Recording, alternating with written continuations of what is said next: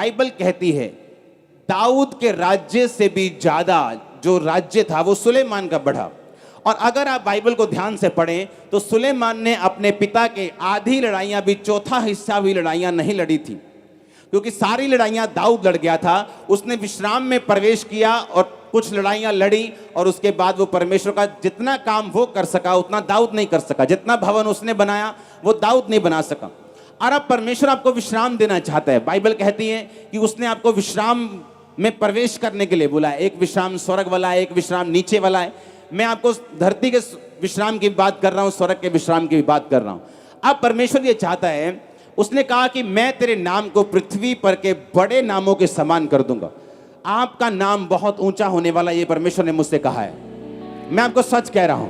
अगर आपने अगर आपने आज की बाइबल स्टडी को, ये लगातार चलेगी बड़ी मीटिंग तक, जब तक आगे अगस्त की बड़ी मीटिंग आ रही, बड़ी मीटिंग तक ये लगातार बाइबल स्टडी चलेगी। अपने कॉपी, अपने पेन अपने साथ लेके आओ, क्योंकि आप सेम नहीं रहने वाले अगर आप इस वचन को समझ गए तो। अब अगर आप सेम 8 बाब की जो हमने आयत 13 को पढ़ा है, जब बाइबल कहती है कि दाऊद फलिश्तियों के साथ लड़ा, बाइबल कहती है उसके बाद दाऊद अरामी, हद्देदेजर, ये वो उन सब लोगों के साथ लड़ा, तो 13 आयत में लिखा कि दाऊद लोन वाली तराई में 18,000 अरामियों को मार कर आया, तब उसका नाम बड़ा हो गया। सब बोलो आमीन। परमेश्वर ने उससे कहा था कि मैं तेरे नाम को बड़ा करूंगा, मैं तेरे नाम को महान करूंगा। और बाइबल कहती है जैसे जैसे वो लड़ता गया और वैसे वैसे उसका नाम जो था वो ग्रेट होता गया। जब भी आप परमेश्वर को देखेंगे बाइबल में कि उसने वायदा किया, उसके बाद उसने कहा अब तुम्हें लड़ना होगा, लड़ाई के बाद मैं तुम्हें विश्राम दूंगा, विश्राम के बाद तुम मेरा काम करोगे, मेरा काम करने के बाद तुम्हें आशीष मिलेगी, तुम्हारा नाम और महान होगा। कितने मेरी बात को समझ रहे हैं? अब अगर हम दूसरा शमूएल 11 उसकी 1 से 3 आयत को पढ़ेंगे, उसमें लिखा, फिर जिस समय राजा लोग युद्ध करने को निकला करते हैं, उस समय अर्थात वर्ष के आरंभ में दाऊद ने योआब को और उसके संग अपने सेवकों और समस्त इस्राएलियों को भेजा, और उन्होंने अम्मोनियों का नाश किया और रब्बा नगर को घेर लिया, परंतु दाऊद यरूशलेम में रह गया।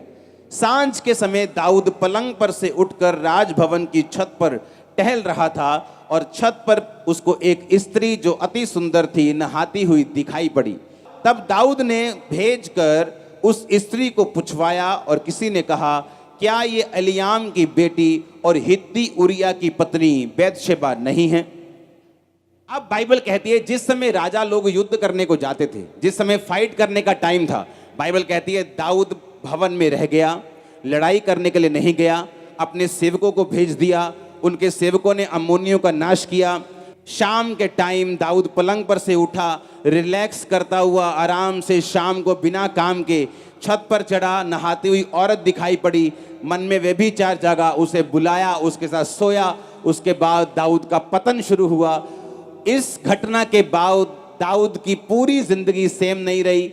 उसका परिवार, उसके परिवार में तलवार चली, उसके अपने बच्चे मारे गए, दाऊद की बेइज्जती हुई, जहां से निकला था वहीं पहुंच गया, नंगे पांव सिर पर धूल डालते हुए उसे भागना पड़ा, और जो कुछ उसकी लाइफ में नहीं होना चाहिए था वो सारा कुछ होना शुरू हुआ।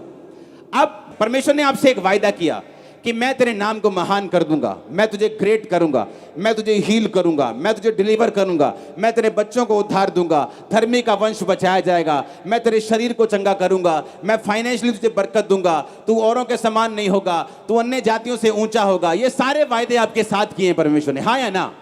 जब परमेश्वर ने कहा कि दाऊद मैं तेरे नाम को महान करूंगा और सब पृथ्वी के बड़े बड़े लोगों में तेरा नाम होगा, जैसे ही परमेश्वर ने वायदा किया, जैसे ही दाऊद लड़ाई करने के लिए जाता था, परमेश्वर उसको जिताता था, उसका नाम और महान होता था। और अब लड़ाई का समय था, और बाइबल कहती है दाऊद रिलैक्स हो गया और बैठ गया, और अपने स्टाफ को कहा जाओ लड़ो, मैं यहाँ पे पलंग में बैठा हूँ, आराम कर रहा हूँ। और शाम को जैसे ही वो राजभवन की छत पे गया तो वहाँ पे एक औरत देखी और व्यभिचार में फंसा। उसके बाद दाऊद की जिंदगी सेम नहीं रही। हम पूरी बाइबल में क्या देखते हैं कि परमेश्वर ने आपके साथ एक वायदा किया है कि मैं तेरे बच्चों को बचाऊंगा, तेरी फैमिली बचाई जाएगी, तू बच, तेरा घराना बचाया जाएगा, तेरा हस्बैंड बचाया जाएगा, तेरे नशे वाले बच्चे बचाए जाएंगे। लेकिन इन सब वायदों के साथ परमेश्वर की एक इंस्ट्रक्शन जुड़ी है जो परमेश्वर ने दाऊद को दी थी कि जब जब तू लड़ेगा मैं तेरे नाम को क्या करता जाऊंगा, महान करता जाऊंगा। अब लड़ने का समय था। हालेलुया। संडे किसका टाइम है? बोलो लड़ने का।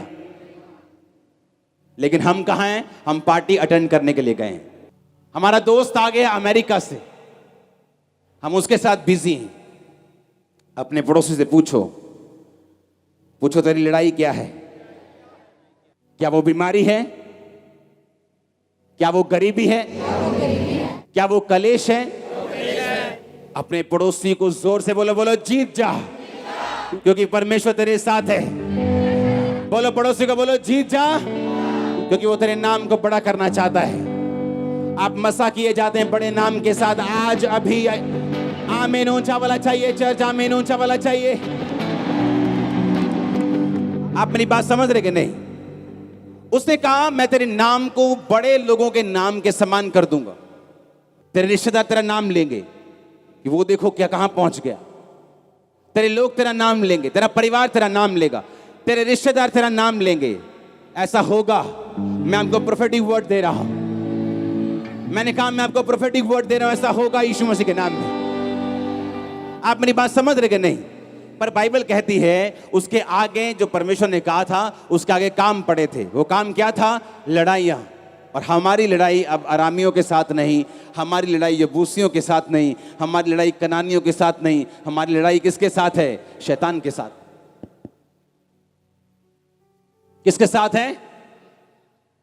हमारी लड़ाई हमारे शरीर के साथ है, हमारी लड़ाई हमारे पापों के साथ है, हमारी लड़ाई हमारी अपनी अभिलाषाओं के साथ है।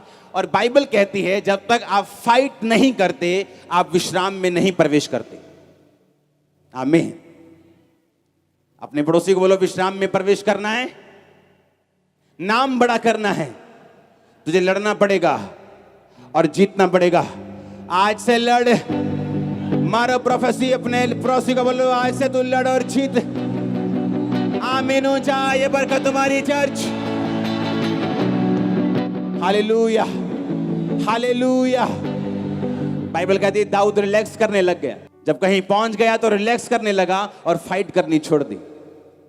और शैतान ने इस चीज का फायदा उठाया, औरत के साथ व्यभिचार किया। उसके बाद पूरा परिवार, अगर आप दाऊद का परिवार देखेंगे, कभी भी सेम नहीं रहा। उसके परिवार में फाइट चली, उसके परिवार में मौतें आई, क्योंकि जो कुछ उसने बोया वो कुछ उसने काटा। अपने पड़ोसी को बोलो लड़ना है और जीतना है। तेरी लड़ाई शैतान के साथ है, तेरी लड़ाई शैतान के साथ है। बोलो अभिलाषाओं के साथ है, पाप के साथ है। अपने हाथों को उठाओ, फायर को कैच करो, तुम जाओगे, लड़ोगे, जीतोगे।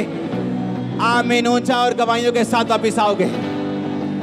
Hallelujah, hallelujah. कल एक बहुत देर के बाद मेरी एक दोस्त से बात हुई। उसने कहा कि हम इकट्ठे परमेश्वर में आए थे और एक और जन था जो हमारा दोस्त नहीं था लेकिन हमारे साथ ही परमेश्वर में आया था। उनमें से 2 जन मैं और एक और हम परमेश्वर में खड़े रहे। और जब मुझे उसके बारे में मालूम हुआ कल कि वो भी बहुत ब्लेस है अपनी लाइफ में, और जिसने प्रभु को छोड़ा था उसका सारा परिवार फिनिश हो चुका। कभी कोरोना आ गया, वहां एक बंदा चला गया, बीमारी आ गई, वहां चला गया, कहीं पानी में एक डूब के। ये परमेश्वर की मर्जी नहीं, लेकिन हमने फाइट नहीं की और शैतान ने इस चीज का क्या उठाया? फायदा उठाया। उसने हमें डरा दिया कि हम फाइट ना करें, कि तेरा अगर तू चर्च जाएगी तेरा बच्चा और तुझे तंग करेगा, वो ज्यादा नशे करेगा, तेरा पति तुझे और मारेगा, तेरे घर में और कलेश होगा। अच्छा, चर्च जाने की जरूरत नहीं। आज उस सांप को नहीं मारा जो छोटा सा सपोला है, कल वो अजगर बन जाएगा और तुम्हें निकल जाएगा। अब परमेश्वर ने कुछ नहीं करना, अब आपने करना है। बोलो पड़ोसी को, बोलो तुमने करना है। वो कर चुका। आमीन। परमेश्वर कर चुका। वो क्रूस पे मारा जा चुका, गाड़ा जा चुका, वो जी उठा। अब उसने कहा कि तुम लड़ोगे मैं तुम्हारे साथ होऊंगा, तुम लड़ोगे मैं तुम्हारे नाम को महान कर दूंगा, तुम लड़ोगे अपनी अभिलाषाओं से, अपने पाप से, तुम शैतान से, तुम परमेश्वर के लिए खड़े रहोगे, मैं तुम्हारे नाम को बढ़ाता रहूंगा, तुम्हारे नाम को महान करता रहूंगा, तुम्हारे बच्चों को महान करता रहूंगा। ये परमेश्वर का प्लान है आपकी लाइफ में। आमीन। अब दाऊद रिलैक्स करने लगा, पलंग पर सो गया, उठा, शाम को टहलने लगा, नंगी औरत देखी, बुलाया, व्यभिचार किया। उसके बाद पूरा परिवार, दाऊद के अपने बच्चे मारे गए, पूरा परिवार बिखरा, पूरा परिवार खत्म हो गया। सारी उम्र तक उसने उसका फल भोगा। परमेश्वर ने जो उसको बोला था कि तू यहां इसलिए है क्योंकि तू मेरे वायदों को, मेरी वाचाओं को पूरा करता आया है, इसलिए मैंने जो भेड़ों के पीछे पीछे एक छोटी जगह से अपने पास बुला लिया, अब मैं तेरे नाम को पृथ्वी के बड़े बड़े लोगों के नामों के समान महान करूंगा। ये परमेश्वर का प्लान, आपको मालूम, ये परमेश्वर आपसे बात कर रहा है आज। वो ग्रेट नाम देगा आपको। दाऊद सबसे निग्लेक्टेड था अपने परिवार में, सबसे निकम्मा जिसको बोलते हैं। भेड़ बकरियां थोड़ी सी, कौन है वेला, कौन है दाऊद, चलो चल भी काका, भेड़ बकरियां चार, मुश्किल काम है, रात को बाहर रहना, सुबह बाहर रहना है, चलो भेड़ बकरियां चारो। बड़ा बेटा कहाँ है, राजा की सेना में। बड़ा बेटा कहाँ है, पुलिस में। बड़ा बेटा कहाँ है, वो बड़े बड़े पोस्ट पे था, वो बड़े बेटे सभी। दाऊद ऐसा था कि जब शमूएल किसी उसके घर में आया कि मुझे तुम्हारे एक बेटे को मसा करना है, तो उसने दाऊद को इनवाइट तक नहीं किया। इतना निग्लेक्टेड चाइल्ड था वो कि मतलब अपना बच्चा ही भूल गए वो, कि पहला बच्चा आया, दूसरा आया, परमेश्वर ने कहा नहीं मैंने इसको भी नहीं किया, इसको भी नहीं किया, इसको भी नहीं किया। पुराने टाइम में जब नबी लोग किसी के घर जाते थे तो उन्हें टांगे कांपती थी। नबी लोग घर आए, उनको मालूम नहीं या तो हमें ये डुबो के जाएगा या पूरा आसमान पे चढ़ा के जाएगा, पता नहीं अब ये क्या करने आया है। या तो परमेश्वर की सजा बोल के जाएगा या परमेश्वर का बड़ा प्लान बोल के जाएगा। लोग डरते थे नबियों से कि कुछ ना कुछ ये परमेश्वर का वचन लेके आया। तो उसने कहा कि परमेश्वर तेरे घर में एक राजा बनाना चाहते हैं। पहला बच्चा आया, रिजेक्ट, दूसरा आया, रिजेक्ट, सभी रिजेक्ट। और दाऊद इतना छोटा और निग्लेक्टेड और रिजेक्टेड था कि उसको भूल गए थे। उसने कहा हाँ एक रह गया, जंगलों में रह गया, भेड़ बकरी को चराता होगा, हम उसे बुलाते हैं, उसे देख लो। जब वो आया, परमेश्वर ने कहा यही है, इसी को मसा करना है, यही है। हालेलुया। आपको लगता है कि मैं कैसे मेरा नाम कैसे महान हो सकता है? अब मैं 5,000 की जॉब करता हूं, मेरा नाम कैसे महान हो सकता है? मैं तो किसी के घर में काम करती हूं। यही तो परमेश्वर चाहता है और यही वो करके दिखाएगा। मैं आपको प्रोफेसी करता हूं, वो करके दिखाएगा। ओ आमीन ऊंचा चाहिए, आमीन ऊंचा चाहिए चर्च। यही तो परमेश्वर है, यही तो है वो। नहीं तो फिर आप कहते हैं कि मैं बड़ा था इसलिए मैं ब्लेस हो गया, मैं इंजीनियर था मैं ब्लेस हो गया, मैं ये था मैं ब्लेस हो गया। यही तो करना चाहता है वो आपकी लाइफ में, आपको छोटे से छोटी पोजीशन से वो बुला के आपके नाम को वो बड़े से बड़े लोगों के बीच में फिट करना चाहता है। यही तो वो चाहता है आपकी लाइफ से, और ऐसा होगा आपके साथ और आपके परिवार के साथ। ये प्रोफेसी है यीशु मसीह के नाम में। आप मेरी बात समझ रहे कि नहीं? यही तो वो चाहता है, यही तो परमेश्वर की मर्जी है। परमेश्वर ने कहा मैं तुझे तेरे नाम को बड़े बड़े पृथ्वी के बड़े बड़े लोगों के नाम के समान महान कर दूंगा। यही वो चाहता है। आपकी बैकग्राउंड कैसी उसे कोई मतलब नहीं। आप एक रिक्शा चालक हो सकते हैं, आप एक अमीर हो सकते हैं, आप गरीब हो सकते हैं, उसे कोई मतलब नहीं। उसने कहा मैंने इजराइलियों को इसलिए चुना क्योंकि पृथ्वी में सबसे थोड़े थे वो। इजराइल की जो आज आबादी है 1 करोड़ से नीचे है, लेकिन पता नहीं कितने 60-70 करोड़ के देश उससे लड़ चुके और एक भी बार जीत नहीं सके। पंजाब से भी छोटा इजराइल, एक भी बार कोई भी देश उस पर कब्जा नहीं कर सका। परमेश्वर का वचन उसके ऊपर है। आज भी वो टेक्नोलॉजी में दुनिया का लीडर है।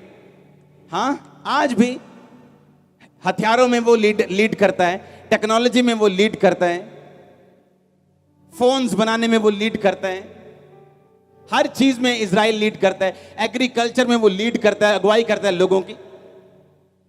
और परमेश्वर ने कहा मैंने इजरायली लोगों को इसलिए नहीं चुना था कि वो बहुत बड़े या समझदार थे, वो सबसे छोटे थे। मैंने उन्हें चुन लिया और आज दुनिया में एग्जाम्पल बना दिया कि कोई उन पर कब्जा नहीं कर सकता। वही परमेश्वर तो आपका परमेश्वर है। तब यहोवा परमेश्वर अन्य जातियों को पूछता भी नहीं था, लेकिन बाइबल कहती मसीह में आने के बाद अब्राहम की जो आशीष है वो अन्य जातियों तक पहुंचेगी। आज आप और मैं उसकी संतान बन सकते हैं और हैं। आमीन। अगर हम उस पर भरोसा रखें कि परमेश्वर ने आपको फालतू में नहीं चुना, उसने आपको फालतू में नहीं बनाया। उसकी आपकी लाइफ में परमेश्वर का एक मकसद है। वो चाहता है उस मकसद को आप समझें। वो चाहता है कि आप क्विट ना करें, वो चाहता है कि आप पीछे ना हटें, वो चाहता है कि आप हटे ना, वो चाहता है कि आप डरे ना। इसलिए बाइबल में कितनी बार लिखा है मत डर मैं तेरे साथ हूं। तुम्हें लड़ना होगा, आज से लड़ने की अनॉइंटिंग ग्रहण करो यीशु मसीह के नाम में अपने परिवारों समेत। आमीन। सबको जय मसीह की। मैं जतिन बब्बर और आप देख रहे हैं मसीह परिवार चैनल। जैसे कि आप सब जानते हैं कि मैं इस चैनल पे प्रभु के अलग अलग दासों की वीडियोस डालता हूं, तो अगर आपको हमारा चैनल अच्छा लगता है तो आप इस चैनल को ज़्यादा से ज़्यादा सब्सक्राइब जरूर करें, ताकि आप प्रभु के वचन को सुन सके। वीडियोस को ज़्यादा से ज़्यादा शेयर करें, ताकि जिन लोगों तक वचन नहीं पहुंचा उन तक भी वचन पहुंच सके। सबको जय मसीह की। एक बार मैं आपसे दोबारा कहूँगा कि इस चैनल को सब्सक्राइब जरूर करें और वीडियोस को ज़्यादा से ज़्यादा शेयर करें। जय मसीह की।